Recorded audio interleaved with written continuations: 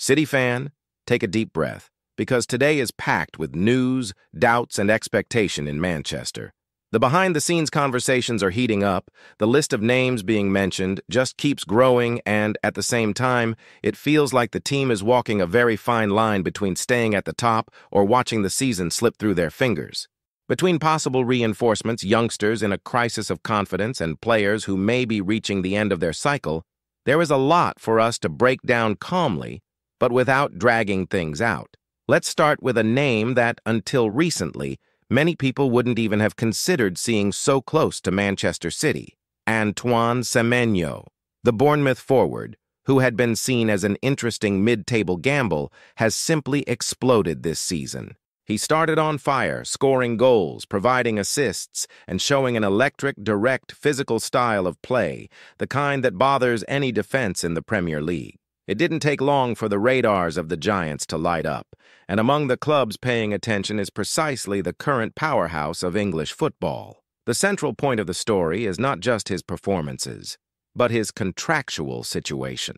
There is a clause that can completely change the course of the Ghanaian's career. In January, the famous $65 million release clause comes into effect. From the moment that clause becomes valid, if a club turns up, puts the money on the table, and convinces the player, Bournemouth do not have much room to negotiate. It is practically a case of choosing, accept the money, or see the player push for a move. And it is exactly in that gap that City are studying how to step in. The detail that makes everything even more interesting is Semenyo's own desire. According to behind-the-scenes reports, he would not have agreed to renew his contract without guaranteeing this escape route. And on top of that, he is said to have made it clear that he prefers to continue playing in England, even with other leagues winking at him. For City, that is pure gold. When an informed player wants to stay in the Premier League and is ready to take the next step in his career, a solid project, fighting for trophies, and with a manager like Pep Guardiola, usually weighs heavily in the decision. And why is City's interest so strong? Because at this moment, the dependence on Erling Haaland is at an almost absurd level. Every time the team steps onto the pitch, it feels as though if the Norwegian is not having a good day, half of the attacking plan collapses. And that is no exaggeration. Just remember what happened after that painful 2-1 defeat to Newcastle, which left City in third place and allowed Arsenal to open up a 6-point lead at the top. Any slip-up turns into a drama, because the squad does not have many penalty box options with the same weight. Guardiola has not hidden this concern. When he speaks in interviews, the message is clear. If something serious happens to Haaland, the title challenge could simply fall apart. You cannot build an entire season on the idea that your main goal scorer will never get injured, never get tired, never go through a dip in form. And even though other attacking players, like quick wingers and attacking midfielders, have improved their output, they still lack that second man capable of attacking the space, pinning center backs, finishing consistently, and taking some of the burden off the Norwegians' shoulders. In that context, Semenyo appears as a kind of antidote. He is not just a finisher. He is a forward who likes to drive towards goal, attack depth, fight physically, and press the opposition's build-up. He is the type of player who can be used both as a starter in certain matches and as a weapon off the bench to change the tempo of a game. And you cannot ignore the recent numbers. 6 goals and 3 assists in his first 11 Premier League matches are not ordinary stats for someone playing at a club outside the traditional elite. But City are not alone in this race. Other English giants are monitoring the situation. Teams such as Tottenham, Chelsea, Arsenal, Manchester United, and even Liverpool not only know all about the Ghanaian's numbers, but are closely following the next steps. With the possibility of key absences during periods of continental competitions and domestic cups, everyone wants to bolster their squad. The difference is that City offer something very few can match: sporting stability, top-level structure, and a genuine chance of competing for every trophy year after year. There is another factor that makes a potential signing even more symbolic: the work of the club's new football structure. The current head of the sporting department, who has overseen signings such as top-level goalkeepers, promising youngsters, and dynamic fullbacks, sees in Semenyo another market opportunity. It is not just about spending $65 million on an in-form forward, but about backing a player who can improve massively in an environment with a clear methodology, intense training, and a manager capable of refining qualities that are still relatively raw. Whether the final decision will be taken in January or City will prefer to hold on to the money and look for a different profile further down the line, that is the big question right now. But for the fans, the issue goes beyond the name Semenyo. The question that echoes is, can you really go through an entire season fighting for the Premier League, the Champions League, and domestic cups while relying this heavily on a single goal scorer? If we look at the recent history of great champions, the answer tends to be no.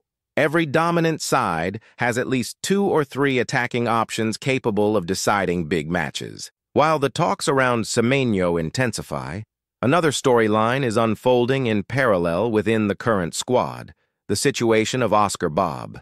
The young Norwegian, who earned a place in the first team in the 2023-24 season and caught the eye with his technical quality and tactical intelligence, is going through a blocked spell. It is not that he suddenly became a bad player overnight, far from it, but his confidence is not at its peak, and that is visible every time he comes on and seems to hesitate over that final pass or that burst towards the defender. The match at St. James's Park against Newcastle was a clear sign of how delicate things are. City controlled many phases of the game, circulated the ball, found spaces, but lacked that touch of creativity and aggression in the final third. Bob's introduction at the end, without managing to make a real impact, ended up fueling doubts among part of the fan base, who began to ask themselves, when will he get back to being that light, daring player who looked ready to make the leap? But it is important to remember a detail that sometimes gets lost in more emotional analysis. Bob is coming back from a very complicated period. He missed almost an entire season because of a broken leg, something that affects not only the body but also the mind. When a young player suffers a serious injury, he usually returns with a mix of gratitude for being back on the pitch and fear of exposing himself as he did before. And at a club like City, where the demands are sky-high in every training session and every match, any insecurity becomes obvious. Inside the club, however, there is no feeling of panic. On the contrary, the coaching staff know he has very valuable attributes for the current style of play. Bob is intelligent at finding spaces between the lines, works well off the ball, presses intensely, and can combine short passes at high speed. These are traits Guardiola values enormously. The challenge now is to ensure those qualities appear naturally without him looking like he is forcing every action to prove a point. In recent interviews, when asked about the Norwegian's current moment, Guardiola has made it clear that the competition for minutes is tougher, that some roles and positions have changed, but he has been keen to praise Bob's attitude, tactical understanding, and performances for his national team. He stressed that he trusts the youngster to rediscover his best version as he gets a more stable run and, above all, when he manages to play with less psychological weight on his shoulders. It is also worth stressing that this is, in fact, the first full season in which Bob has a realistic chance of accumulating significant minutes in one of the best squads in the world. At 22, he is still in the learning phase at the highest level, in a context where the margin for error is minimal. At a smaller club, he might have the freedom to make more mistakes and still stay on the pitch. At City, a small slip can mean going back to the bench or not even making the matchday squad. That shapes the mentality of any young player. When we look at the club's recent history, there is a very clear example of how this process can be long but hugely rewarding. Phil Foden. For years, many people criticized the way Guardiola managed his minutes, saying he was underused. Gradually, with patience, the Englishman gained ground, cemented his place, became a key figure, and today is one of the faces of the team. If the manager has decided to back Bob, there is indeed a real chance that, with time, he will also secure his place in a definitive way. At this moment, therefore, City's attacking picture is a mixture of urgency and development. Urgency, because the dependence on Haaland lays bare the need to bring in a striker to share the load, someone like Semenyo, who could arrive and immediately offer depth and intensity. Development, because at the same time the club needs to nurture players like Bob, who represent the future, bring energy, and can turn into key pieces if their evolution follows the right path. And behind all of this, there is another, harsher layer of top-level football reality. Not everyone manages to keep up with the rhythm. In parallel to the possible arrival of reinforcements and the attempt to recover young talents, there is the situation of a player who, little by little, is losing space, confidence, and the patience of the coaching staff. Someone who, not long ago, seemed far more integrated with important contributions in goals and assists, but who today is going through a clear decline in performances and influence on the pitch. This player, who has already accumulated more than 60 appearances for the club, had a much more consistent previous season, with direct involvement in several goals, chance creation, and a strong attacking presence. However, in the current campaign, his numbers have collapsed. He is left with just 1 goal in a domestic cup and 2 assists in 14 matches, figures that do not match his role or the expectations built around him. Gradually, the criticism has increased, both in the stands and in the media. The comparison with past cases is inevitable. Since arriving at City, Pep Guardiola has never been afraid to make tough decisions when he feels that a player's cycle is coming to an end. Joe Hart was an idol, a symbol for the fans, and even so he ended up being left out because he no longer fitted the style of play the manager wanted to implement. Raheem Sterling, after years at a very high level, was also allowed to move on to another club, in a decision many considered cold, but which made sense for all parties. More recently, we saw something similar happen with Jack Grealish. The attacking midfielder arrived for an astronomical fee, surrounded by expectations, and, even so, ended up seeing his game time shrink season after season. In the end, a loan to another Premier League side turned out to be a positive solution. There, he found minutes again, confidence, goals, and assists, proving that he still has plenty of football in him, just perhaps not in the ideal fit within the current version of City. The player who is now under the spotlight may be the next to follow a similar path. The direct competition with names like Doku and Foden has become almost unfair, as both have established themselves at a very high level, delivering dribbles, goals, and intensity. With less rotation from Guardiola at this point in the season, he is left fighting for minutes in a battle that looks increasingly lost. And when the manager starts to look at the bench and choose other options, it is a clear sign that something has to change, whether in his attitude or in his future. This is the point where the story starts to become uncomfortable, because we are no longer talking just about a bad spell, but about a possible end of the line within the project. Chino, who has already had moments of brilliance in a City shirt, is now viewed with much more suspicion than excitement. That season in which he racked up direct goal contributions with decisive passes and frequent appearances in the box feels distant when we look at his current output. And at a club that does not have time for nostalgia, that weighs heavily. The recent numbers help explain the mood. Just 1 goal scored in a domestic cup, 2 assists spread across 14 matches and performances that, instead of raising the team's level, seem to slow down the collective rhythm. After the defeat to Newcastle, many people pointed directly at him, mentioning a lack of aggressiveness, little creativity, and an almost non-existent impact in the final third. Some even went as far as to call his displays unacceptable for the club's standards. And when that narrative starts to repeat itself, it usually brings consequences. Guardiola has already shown enough times throughout his career that he will not hesitate when he realizes a player can no longer deliver what the system demands. Hart was sacrificed because he did not fit the idea of playing out from the back. Sterling left because the attacking cycle needed to be renewed, and the team was crying out for different movements and different dynamics. Grealish gradually lost prominence until, at the decisive moment, the manager chose someone else in the semi-final of a domestic cup. All of this reveals a pattern. No one is above the game model. In Chino's case, the current scenario looks very much like the prelude to those big decisions. He is not just any squad member, but he is no longer an untouchable either. Doku and Foden have established themselves as pillars, The rotation has increased, the margin for error has shrunk, and the more he wastes opportunities, the more it feels like the clock is ticking against him. If, in a previous season, the numbers protected him, today they are the ones putting him under pressure. At a club that lives off immediate performance, either you react quickly or you become a bargaining chip. That is why the internal debate starts to move away from the "he is going to get his football back" territory and enters the zone of "is it not better to sell while there is still a market for him?"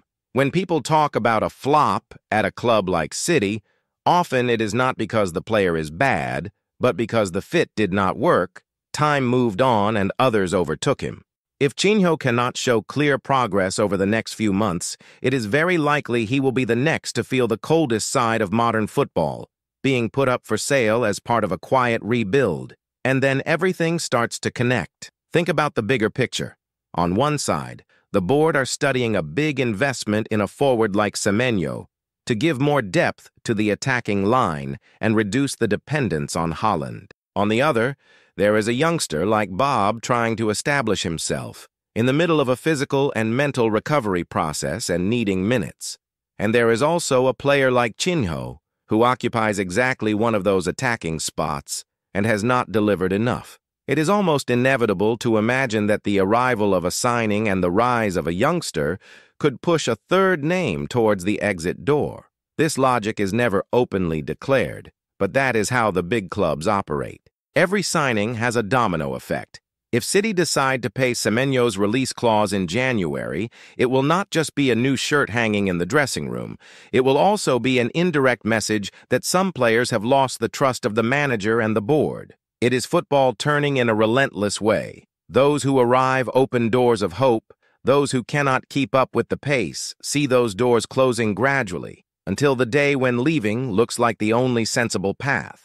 While this possible attacking reshuffle is being sketched out, another strategic move is taking place in a sector that, at first glance, seems more stable: the midfield. That is where the name of Rodrigo Mendoza comes in, the young talent who has been attracting attention in Spain. At 20 years of age, he has stood out at Elche with performances so consistent that comparisons have already appeared with players like Pedri and even with some elements of Bernardo Silva's style. That is not just any kind of praise, especially in a country that produces midfielders every generation. Mendoza has that profile City supporters tend to admire: short passing, sharp vision, calm in tight spaces, the ability to turn under pressure, and a defensive commitment that makes him useful both with and without the ball. He knows how to appear between the lines to receive, to take part in build-up from deep, and to arrive in advanced areas in good positions to finish or play the final pass.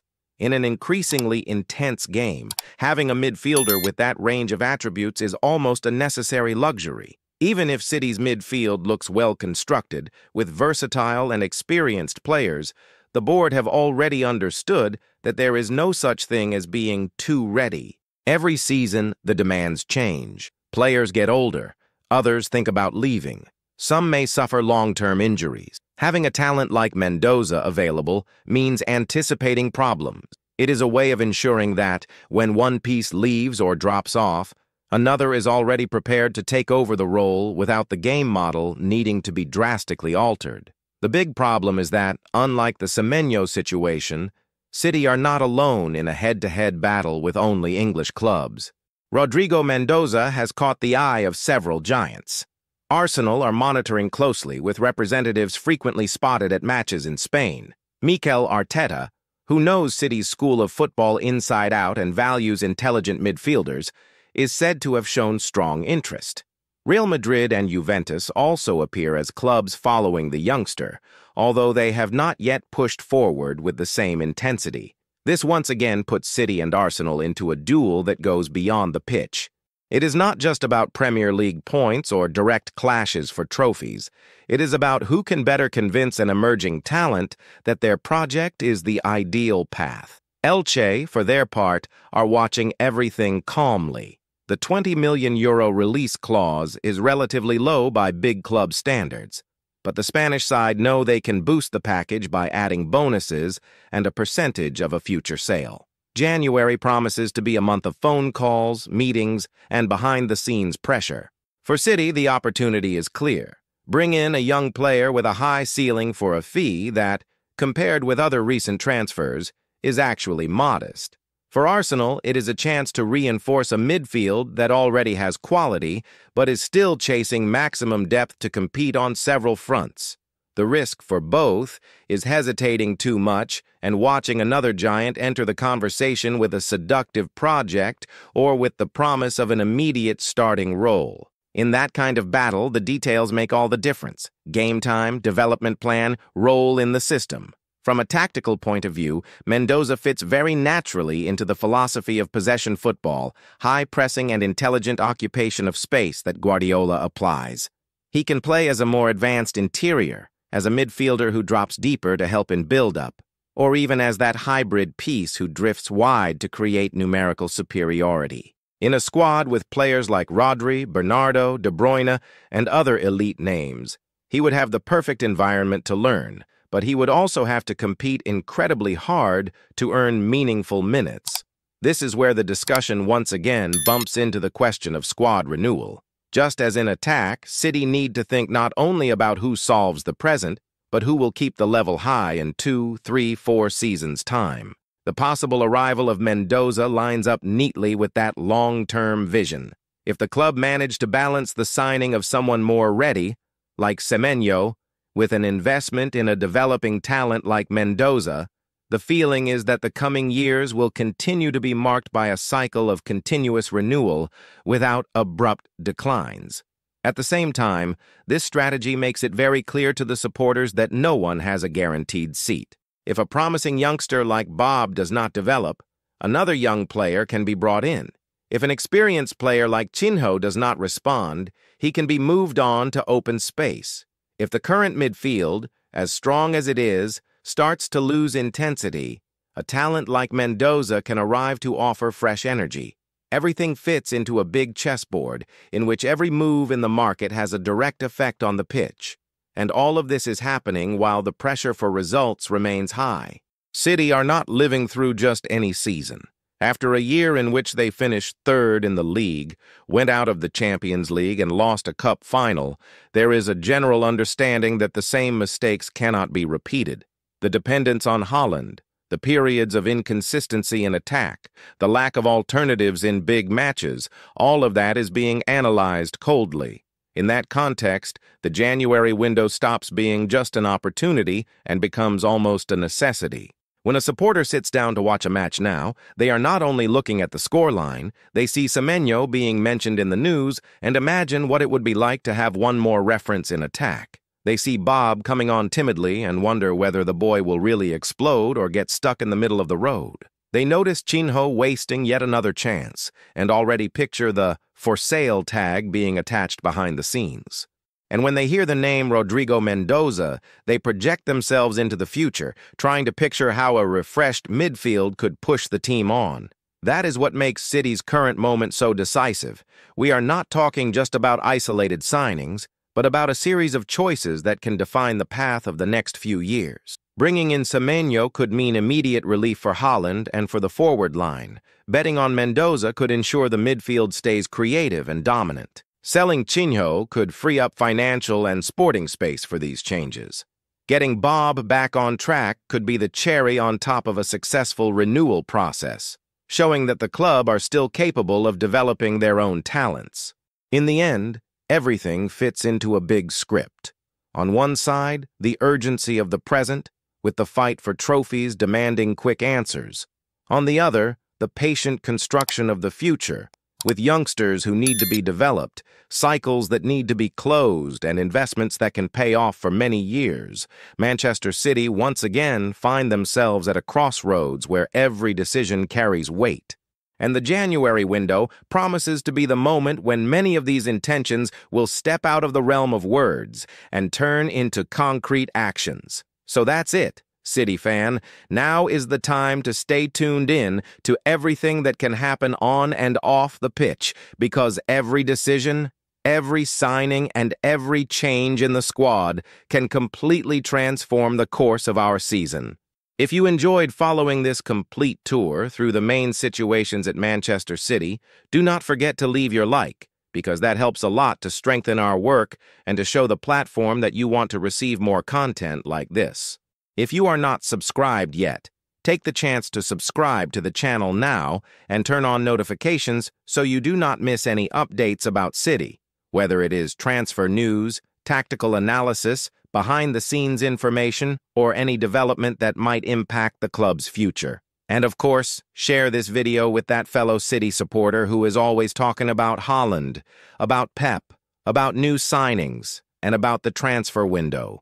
This is your home. The fans' opinion always matters here, so leave your comment down below as well, and let's carry on together through another season full of expectation, pressure, and, hopefully, more trophies.